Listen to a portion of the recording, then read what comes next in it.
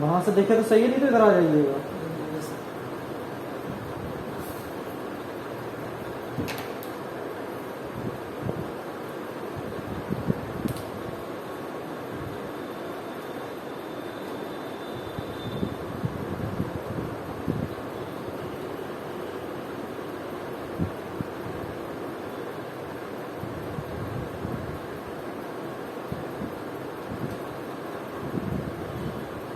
आपकी एनसीईआरटी के पैटर्न के हिसाब से, जो एनसीईआरटी पैटर्न है उसके हिसाब से ये फर्स्ट चैप्टर है। आज ये स्टार्ट करना था और इससे पहले हम अप्रैल से पढ़ा रहे हैं, तो हमने इसका जो चैप्टर नंबर 8 और 9 है वो करा दिया है। बच्चे और बढ़ेंगे तो हम फिर से उसका रिवीजन करा देंगे। फिलहाल आज से हम लोग नया चैप्टर पढ़ेंगे केमिस्ट्री का।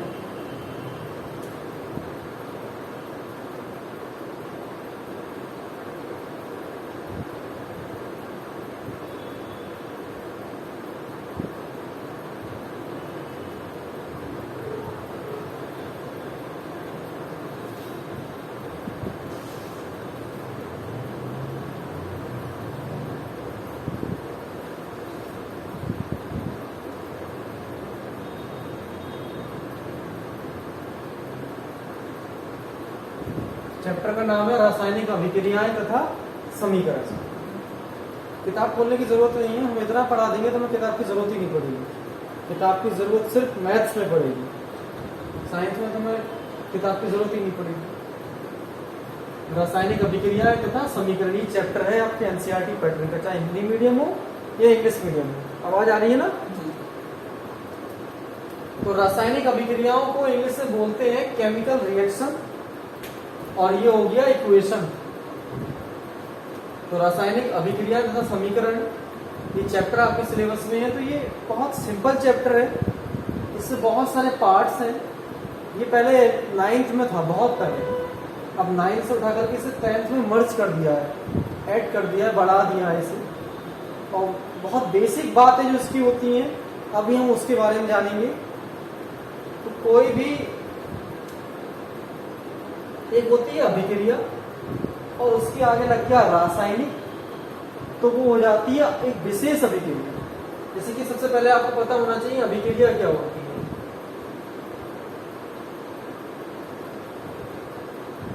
अभिक्रिया इसको इंग्लिश में बोलते हैं रिएक्शन। क्या कहेंगे? रिएक्शन। ये क्या है सब? एक्शन। एक्शन में लेना किसी चीज को, क्रिया करना। क्रिया एक तरह की एक्शन है, कार्य एक तरह का एक्शन होता है। तो क्रिया कोई भी मोशन में क्रिया हो रही है, एक्शन है वो। तो अब एक्शन का पुनः एक्शन हो जाए तो क्या बोलेंगे उसे? रिएक्शन। तो यहां पर क्या है?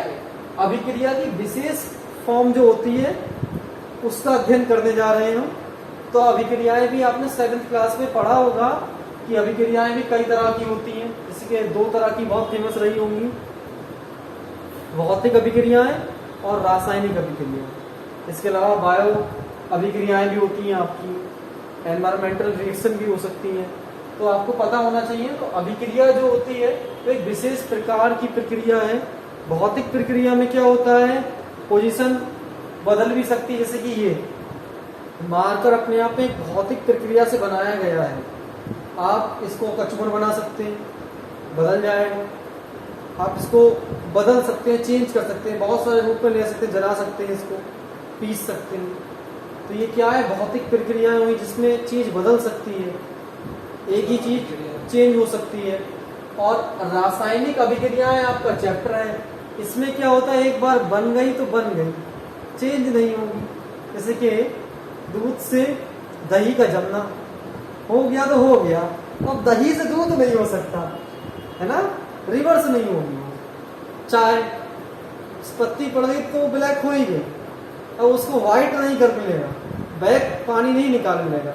तो कुछ प्रोसेस जो चेंज नहीं हो सकते उन्हें बोला गया है केमिकल रिएक्शन। इनकी ऐसी अभिक्रियाएं 7th क्लास में आपने पढ़ा होगा। 2 तरह के परिवर्तन होते हैं, एक होता है भौतिक परिवर्तन, एक होता है रासायनिक परिवर्तन। तो भौतिक परिवर्तन में क्या होता है? चीजें बदल जाती हैं और पुनः वापस भी आ जाती हैं।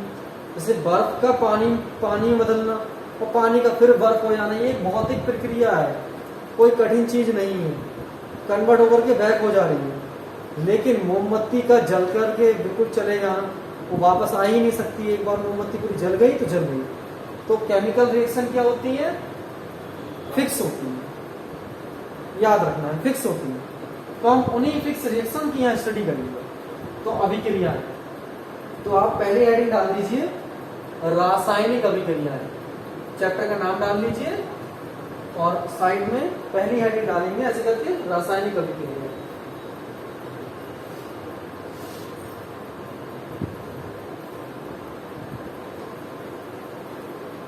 रासायनिक को इनमें से बोलेंगे केमिकल। तो इंग्लिश भी लिखना, पहले हिंदी लिखना, फिर उसकी इंग्लिश लिखना केमिकल रिएक्शन।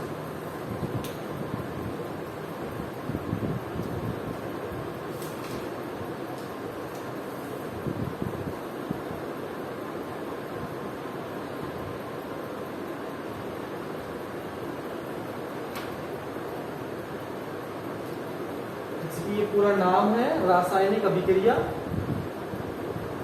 तो उसके आगे लिखेंगे, यहां पर आएगा केमिकल, फिर आएगा रिएक्शन। आगे से सीख लेंगे, कोई बात नहीं, बहुत बच्चों से हो जाता है। हाँ, तो हम बात कर रहे हैं रासायनिक अभिक्रिया की। तो एक ही नहीं होती, बहुत भी हो सकती है। पहले हम एक के बारे में जानेंगे, फिर बहुत सारी होती है। बहुत सारी क्या बोलेंगे? रिएक्शन, ऐसा लग जाएगा। तो रासायनिक अभिक्रियाएं जो होती हैं उनका एक विशेष फॉर्म होता है। फॉर्म एक होती है शब्द अभिक्रिया, इस फॉर्म में लिखिए, या दूसरी होती है प्रतीकात्मक अभिक्रिया फॉर्म। ये आपके ऊपर है, आप किस फॉर्म में लिखें।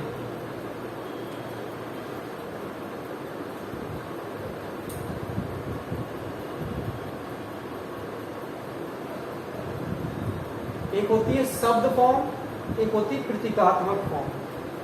शब्द फॉर्म में क्या होता है? शब्दों में चीजों को लिखा जाता है। जैसे कि शब्द फॉर्म में आपको दिखा रहा हूं,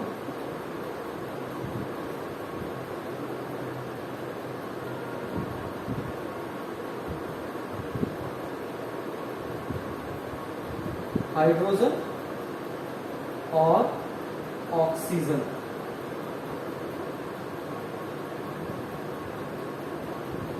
ये दोनों मिलेंगे तो जल बनेगा। क्या बन जाएगा? जल। इसकी इंग्लिश फॉर्म क्या हो जाएगी? इंग्लिश फॉर्म ये हो जाएगी, है ना, ऑक्सीजन मिलेंगे, क्या बनेगा? जल। यहां पर जल को वाटर नहीं कह करके हम लोग क्या कहेंगे? एक्वा कहेंगे। सुना होगा एक्वागार्ड आता है, प्यूरिफायर। एक्वागार्ड पानी का गार्ड, पानी का बॉडी गार्ड या सेफ्टी गार्ड। तो क्या है? एक तरह का ये एक्वा। जल को केमिस्ट्री में एक्वा कहते हैं। आप केमिस्ट्री पढ़ रहे हैं, इसलिए आपकी एनसीईआरटी के पैटर्न का चला है, पहला चैप्टर ही यही है। इसने स्टार्ट किया, सारे स्कूल्स में उस समय यही पढ़ा रहे होंगे। अभी स्कूल ओपन हुए, उस समय स्कूल ओपन नहीं हुए थे, तो जो था पढ़ा दिया वो चैप्टर हमने फिजिक्स का। तो एक्वा ये है इसकी शब्द फॉर्म। कैसी फॉर्म है? शब्द अभिक्रिया। ये होती है शब्द अभिक्रिया, लेकिन ये अभिक्रिया सब जगह काम नहीं करती है, इसलिए केमिस्ट्री में प्रतीकात्मक अभिक्रिया फॉर्म यूज की जाती है। प्रतीकात्मक कैसी होती है? वो होती है आपकी, हाइड्रोजन को आपने पढ़ा होगा 9th क्लास में, H से लिखती है, पढ़ा है। हाइड्रोजन गैस को H2 से लिखते हैं, 2 नीचे लगाएंगे। ऑक्सीजन गैस को O2 से लिखते हैं, हाइड्रोजन गैस को H2 से लिखते हैं, नाइट्रोजन गैस को आपने पढ़ा होगा N2 से लिखते हैं। ऐसे ही क्लोरीन गैस को Cl2 से लिखेंगे। तो ये फॉर्म है, तो आपको याद रखना है ये उनकी फॉर्म है। तो फॉर्म यूज जब होगी तो ऐसी अभिक्रिया प्रतीकात्मक अभिक्रियाएं कहलाती है। तो रासायनिक अभिक्रिया लिखने के लिए सबसे बेस्ट जो होती है वो प्रतीकात्मक होती है। तो क्या लिखेंगे हम, hydrogen gas plus oxygen, oxygen किससे लिखते हैं, O2 से। हाइड्रोजन और ऑक्सीजन मिलेंगी, ये एरो का निशान है। हाइड्रोजन और ऑक्सीजन जब अभिक्रिया करती है यानी कि मिलती है तो जल बनता है। तो जल का फॉर्मूला भी याद होना चाहिए, होता है H2O, जल बनता है। अब हम बात करते हैं आखिरकार, ये तो एक नॉर्मल जानकारी थी जो बताना जरूरी है। अब हम बात करेंगे कि चैप्टर में हमें पढ़ना है। चैप्टर में हमें जानकारी दी गई वो तो सिर्फ समझने के लिए जरूरी थी, पढ़ना अब यहाँ से है। तो आ गए हम अभिक्रियाओं पर। अभिक्रियाएं जो होती हैं वो कुछ पदार्थों के आपस में मिलने से एक नए पदार्थ का निर्माण करने वाली प्रक्रियाएं होती हैं। जैसे कि हाइड्रोजन एक पदार्थ है, ऑक्सीजन भी एक पदार्थ है, दोनों मिले एक नया पदार्थ बना, क्या बना, जल। और इन अभिक्रियाओं की एक खासियत होती है कि इनका जो पदार्थ बनता है, जो उत्पाद बनता है, उत्पाद को बोलते हैं प्रोडक्ट, तो जो प्रोडक्ट मिलता है वो मूल पदार्थों से भिन्न भी हो सकता है, अधिकांशतः भिन्न गुण रखता है। जैसे कि आपने जल बनाया तो जल क्या है, आपका प्रोडक्ट है। आपने हाइड्रोजन और ऑक्सीजन मिलाया, आपने दो पदार्थ मिलाए, मिलाने के बाद एक नया पदार्थ बनाया, उसका नाम क्या है, वाटर यानी कि जल। अब वो जल बनाया, जल का गुण और हाइड्रोजन ऑक्सीजन की गुणों में जमीन आसमान का अंतर होता है, उनकी सेम नहीं होती है, भिन्न होती है। हाइड्रोजन अपने आप में एनर्जीफुल गैस है, लेकिन संसार की सबसे हल्की गैस है। ऑक्सीजन एक भारी गैस जो कि हम लोग सांस में लेते हैं। तो ये तो हमारी प्राणवायु है। ये जो होती है हाइड्रोजन गैस बहुत हल्की है, गुब्बारे और आपके वायुयान के टायरों भरी है ताकि वो हवा में उड़ सके। तो इसके गुण अलग है, इसके गुण अलग है, लेकिन फिर भी जल जो बना उसके गुण इन सबसे अलग है। जल अपने आप में शीतलता लिए होता है, ठंडक लाता है। तो ये क्या होता है, रासायनिक अभिक्रियाएं क्या है। सबसे पहले जानो अभिक्रिया क्या है। किसी भी दो या दो से अधिक प्रकार के पदार्थों के मिलने से जब एक नया पदार्थ बनता है तो इस पूरी प्रोसेस को, इस पूरी प्रक्रिया को अभिक्रिया कहेंगे। हम बात करते हैं रासायनिक अभिक्रिया की। जब दो या दो से अधिक पदार्थ आपस में अभिक्रिया करते हैं और उनसे बनने वाला उत्पाद या उनसे प्राप्त होने वाला उत्पाद मूल पदार्थों के गुणों से, फंडामेंटल पदार्थों के गुणों से भिन्न होता है, इस प्रकार की अभिक्रिया रासायनिक अभिक्रिया कहलाती है। आमतौर पर याद रखना है कि जो पदार्थ बनेगा उसके गुण मिलाने वाले पदार्थों से भिन्न ही होंगे। अब एक एग्जांपल और ले लो, जैसे कि ये होता है Na होता है सोडियम, पढ़ा होगा आपने 9th क्लास में। सोडियम को Na से लिखते हैं, मैग्नीशियम को Mg से लिखते हैं, पढ़ा हुआ कैल्शियम को Ca से लिखते हैं, पोटेशियम को K से लिखते हैं। तो ये है Na यानी कि सोडियम। सोडियम की मैं क्रिया करा रहा हूँ सोडियम क्लोराइड, सॉरी क्लोरीन से। Cl2 क्लोरीन गैस होती है, सोडियम को मैंने क्लोरीन से क्रिया करा दी, सोडियम और क्लोरीन को मिलाया, ऐसे मान लीजिए। जब हमने मिलाया तो हमारे लिए नमक प्राप्त होगा, उसका फॉर्मूला होता है NaCl। NaCl प्राप्त हुआ। तो देखिए सोडियम के गुण अलग होते हैं, क्लोरीन के गुण अलग होते हैं। इन दोनों की क्रिया कराने पर जो पदार्थ मिला वो मिला नमकीन, वो आपका हो गया नमक। तो नमक के गुण बिल्कुल अलग होते। तो ये आपको समझना है कि जब दो या दो से अधिक पदार्थ आपस में परस्पर मिलते हैं तो वो मिलने का प्रोसेस उनका अभिक्रिया है, यानी कि अभिक्रिया करते हैं। अब उन्हें क्या बोलेंगे, मिलना नहीं बोलेंगे, हम क्या बोलेंगे, अभिक्रिया बोलेंगे। जब दो या दो से अधिक पदार्थ आपस में रिएक्शन करते हैं तो एक नए पदार्थ का निर्माण होता है जिसे प्रोडक्ट कहा जाता है, यानी कि उत्पाद कहा जाता है। और इस प्रोडक्ट के गुण अपने मूल पदार्थों के गुणों से भिन्न होते हैं।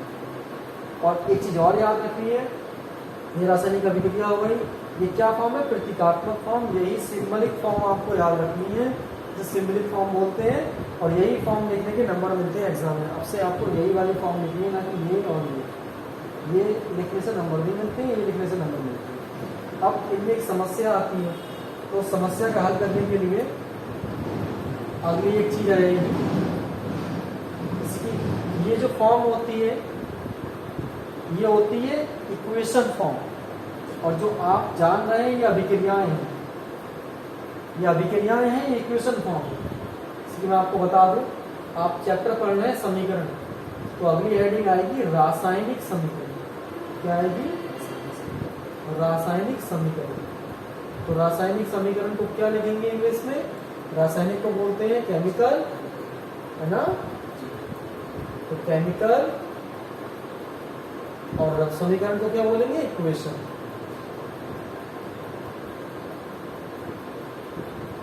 तो रासायनिक समीकरण पदार्थों को मिलाकर के नए पदार्थ बना लेने का एक तरीका क्या है? रासायनिक अभिक्रिया है। अब उसको दिखाने का जो तरीका है वो रासायनिक इक्वेशन है, केमिकल इक्वेशन। देखिए, आपने शब्दों में कह दिया, क्या कहा? हाइड्रोजन और ऑक्सीजन को मिलाया तो मैंने जल बनाया, ये आपने शब्दों में कहा। अब इसको इक्वेशन फॉर्म में दिखाने का नाम ही रासायनिक समीकरण। तो इक्वेशन कैसे बनती है? ऐसे बनती है, ये रही आपकी इक्वेशन। इक्वेशन फॉर्म की कुछ शर्त है। शर्त क्या है? शर्त ये है कि जब आप कुछ बनाएंगे तो उस पदार्थ का प्रतीक फॉर्म लिखेंगे। जैसे कि मैंने हाइड्रोजन मिलाया तो हाइड्रोजन का प्रतीक क्या है? हाइड्रोजन का प्रतीक। ऑक्सीजन मिलाया, ऑक्सीजन का प्रतीक क्या है? O, यानी कि ऑक्सीजन गैस है तो O2 हो गया। सोडियम मिलाया उसका Na होता है, क्लोरीन मिलाया उसका Cl होता है। तो प्रतीक फॉर्म आप यूज करेंगे, सिंबल फॉर्म यूज करेंगे। फिर जैसे कि फास्फोरस यूज करना तो हम क्या यूज करते हैं? P यूज करते हैं। कार्बन यूज करना होता है हम C यूज करते हैं। तो इस प्रकार से उनका सिंबल फॉर्म यूज करेंगे, प्रतीक फॉर्म यूज करेंगे। दूसरा, जब हम प्रतीक फॉर्म यूज करेंगे तो फिर पदार्थ जो बनेगा उसको भी हम प्रतीक फॉर्म में ही लाएंगे। फॉर्म में लाने के लिए क्या करते हैं? 9th क्लास में जाते हैं, और 9th क्लास में आपने सीखा होगा, बहुत सिंपल सी चीज सीखी हुई से आपको ये समझ में नहीं आ रहा है ये बना कैसे। तो क्या करेंगे? ये लिखा है हाइड्रोजन, ये लिखा है ऑक्सीजन। सूत्र निर्माण सिखाया जाता है 9th में। तो हाइड्रोजन के ऊपर होता है एक संयोजकता, ऑक्सीजन की होती है 2 संयोजकता। हाइड्रोजन की एक, ऑक्सीजन की 2 होती है। तो क्रॉस गुणा करा देंगे ऐसे करके, ये हो जाएगा आपका H2O1। 1 लिखने से कोई फायदा नहीं, इसलिए क्या लिखा गया? H2। अब इसे देखो ये कैसे बना। क्या किया? Na पर होती है 1 पावर, Na की संयोजकता 1 होती है, और ये रहा क्लोरीन, क्लोरीन की संयोजकता भी 1 होती है। तो ये इधर आ जाएगा और ये इधर आ जाएगा, तो 1 इधर आएगा, 1 इधर आएगा, कोई फर्क नहीं पड़ता। तो इसलिए ये आ गया NC। इस तरह से ये बना। जैसे कि और देखो, ये रहा, मैंने मैग्नीशियम मिलाया और मैग्नीशियम की जगह करा रहा हूँ क्लोरीन से, Cl2 से। जैसे मैं मैग्नीशियम की जगह कराऊंगा क्लोरीन से, तो प्रोसेस याद होना चाहिए। तो मैग्नीशियम यानी कि Mg, और ये रहा क्लोरीन। क्लोरीन मैग्नीशियम का होता है 2, मैग्नीशियम की संयोजकता 2 होगी और क्लोरीन की होती है 1। तो ये इधर आएगा, ये इधर आएगा। आप लोगों ने ये पढ़ा तो होगा भाई, लगा दिया यहाँ पर। तो ये क्या हो जाएगा?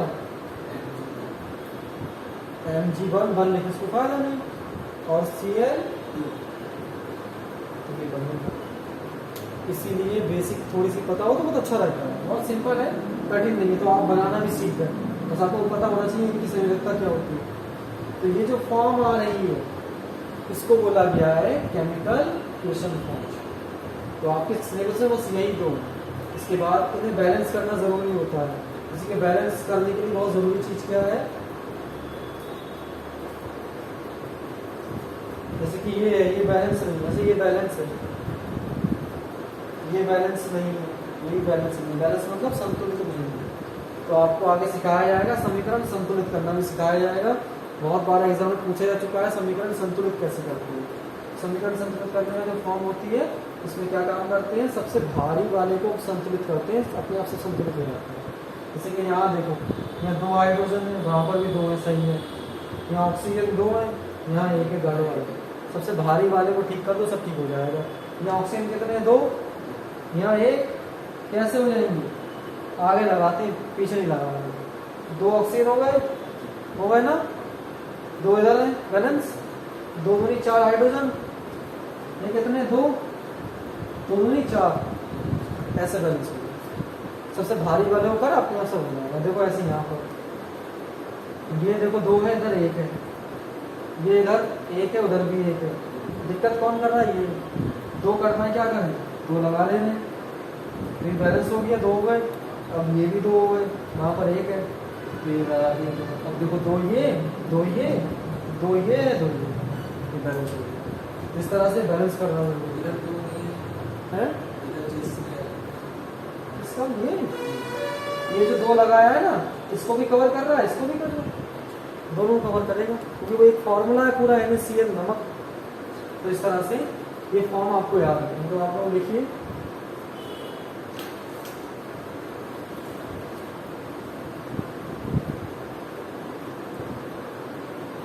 Yeah.